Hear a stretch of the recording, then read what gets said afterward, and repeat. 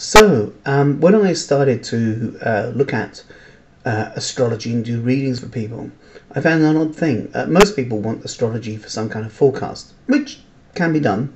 But again, I wouldn't say that a forecast is a script. See the video clips on forecasting for information about that. But what I did find was it was an odd kind of situation. A person comes to see a stranger, and the stranger says ABC about your life in the next 12 months. The stranger says, I have no idea if you're any good at what you do. So I have to wait a year to find out if what you said is accurate. Which is like someone says, here is the path, and there is the tricky woods to navigate, and watch out for the pitfalls, the rock holes, and the holes in the ground. And then you go, okay, well, I don't know if I can trust this guide, so I'll carry on regardless anyway, and then compare what happens to what they said. So someone gives you like this information, but it's a year before you can listen to it in terms of comprehending it, and that seems a bit of an odd thing. So when I first started doing astrology people, I thought they need to know if I'm any good at what I do in order to work out whether or not I'm worth listening to, So I started to say, well, this is your chart and it shows this is your birth experience, and your birth experience is like this, and therefore the ramifications of that are this. The psychological effects are this, and so now you approach your life in this way. So is life the way you see it, or is that just a perception? This describes the perception, but is it the totality of possibilities? You go, oh. And then I describe the person's life between 0 and 3, the first 3s of life. So we look at the unconscious conditioning of the early home environment, the relationship with their mum, and therefore that's the template for being a woman if they're a little girl, or for what women are supposed to be if they're a little boy. And then they respond to other females in that way of expectations of normality or strangeness, depending on the template that they've imbued, and so forth. And it would get quite complicated. And I describe their life between 3 and 7 and talk about the kind of language they heard. So if they heard enthusiasm, their brain would kind of pay more attention to enthusiastic phrases and tones than anything else. Or if they heard the language of criticism, then that's what they would pay more attention to than anything else. So as an adult then, they'd think through these lenses. So one person, if two people, if a child brought up in a language of enthusiasm, another one brought up in a language of criticism, both got a job in the same factory working on a production line, the enthusiastic thinker, the one who perceives and filters things through that lens, is more likely going to see opportunities, take a chance, possibly become a supervisor very quickly. Whereas the other one's always looking for what they've done wrong, what they didn't do right, and every time someone criticises them, it just seems like normal. So you end up with two people with very different kind of life experiences, even though they're in the same setting. And that's not because the setting is different, it's because what they bring to the setting is different, and what they bring to the setting is set from what happened before. So in order to do accurate forecasting for people, how can you forecast accurately if you don't know who it is you're forecasting for? Let's say, for example, there's going to be a Mars transit that are making a particular angle to two different individuals. Same angle to the same planets, but they're two different individuals. One individual is ordinarily quite volatile. The other individual is ordinarily very passive.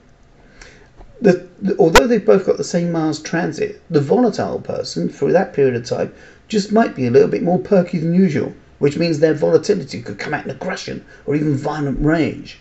The person who's rather subdued and passive, generally, just might find that they kind of speak up slightly more. Maybe suggest that there's a problem. I don't know, maybe. So, although it's the same kind of astrological transit that's occurring, the interpretation of it depends on who the individual is. So, the more fluent an astrologer is with a person, the better we know the client, the more accurate the interpretations anyway. And that's not an unusual thing. So, hold on a minute. Oh, no. Astrology is not supposed to be like that. Astrology is supposed to be some kind of thing where you sit in front of a stranger and you say nothing. And then the astrologer tells you things you didn't say. You no clues, nothing given away. I don't know where this kind of mythic notion that astrology is a guessing game came from. But astrology is not psychism. It's not clairvoyance. It's not mediumship. It's not receiving messages from beyond. It's none of those things. It is the interpretation of an astrological chart. Right?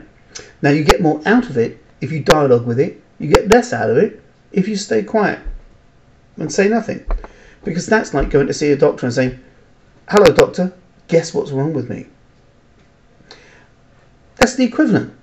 It's an odd thing. In no other profession would that happen, apart from this one, where astrology's got kind of mished up with psychic phenomena stuff.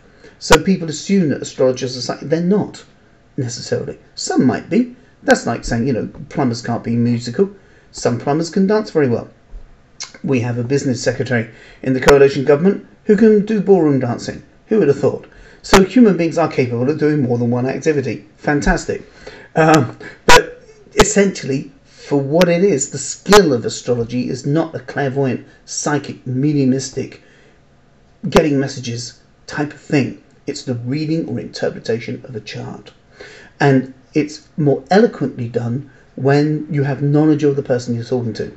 Now, one of the most influential writers of astrology for the whole of the Middle Ages, for about 1500 years, was a guy called Claudius Ptolemy.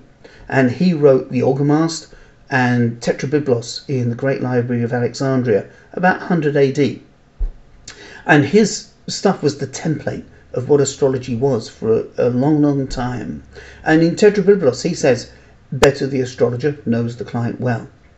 So, this kind of notion that it's supposed to be a guessing game is a new phenomena. I don't know where that's come from, but it's completely erroneous. So what I do with people is I talk them through their whole life. We start at birth right the way through to their old age. And it takes about 9 working days of full talking. Now, I can talk fairly quickly, and I'm quite articulate in expressing things. So that's 9 times 6 hours, with an hour for lunch. Or if we do things online, then it's short 3-hour sessions. But I describe people's childhood, their adulthood, their 20s, their 30s, their 40s, how they do their washing up, what they dream about, their concept of God. And the reason for doing that is that by exploring the past well, by the time you get up to the present moment, you can have tidied up the past. Because also being a master practitioner of NLP and hypnotherapy and psychobiology means that I can do therapy as we go.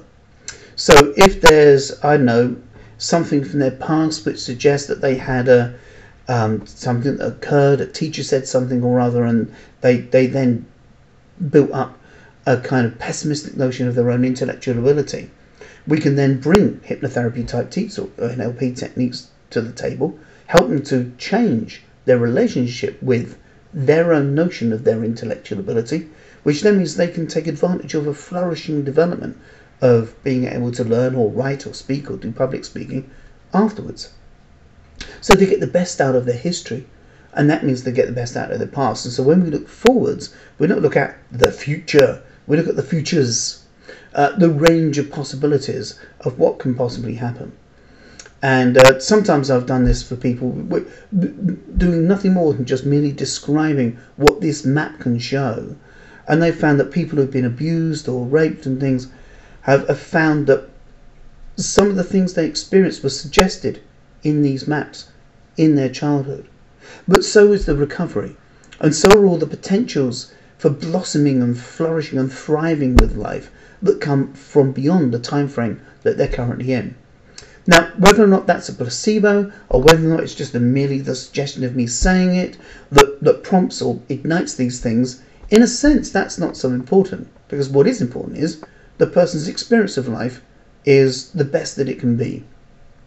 And if you're looking at squiggles and wiggles and lines on a piece of paper and sitting with somebody for 9 odd days means then that their life is somehow easier to deal with or easier to navigate or better in some way, then I think that's time worth spent. So that's what I do. And all of this is very, very different from just saying someone's a Gemini or a Taurus or a Cancer. So I apologise to any sun sign astrologers that have seen this. I think Rowan's been very, very snooty, blah, blah, blah. In the same way that I think that X Factor has its place in music. X Factor is an introductory for a lot of people into the idea of being able to sing, the idea of being able to give it a go. And And that's fantastic, right? It might be the beginning part, the first step that leads a trail to the Beethoven end. On the MA that I did, I was one of the first students to be awarded an MA, a Master of Arts, in Cultural Astronomy and Astrology. And in one lecture, we discussed sun signs. We all said, so does anyone here do sun sign astrology? And one person did it for newspapers for a living. We had a debate about it. What is the value of this? And what we found is that it's actually our first entry point. You know, we might look down our noses at the horoscope people and things like this and the people who write these sun sign columns. But for most of us, that's our first exposure to astrology. You know, I remember I was about 8 years old and the Sun newspaper had only just begun to be printed. So yes, it was a while ago, all right. And I said to my mum, what's this? And she said, oh, that's your stars. Stars. And I had a look at it. And it's the only column in a newspaper they have a daily thought, if you think about it. The rest of it's all news or gossip.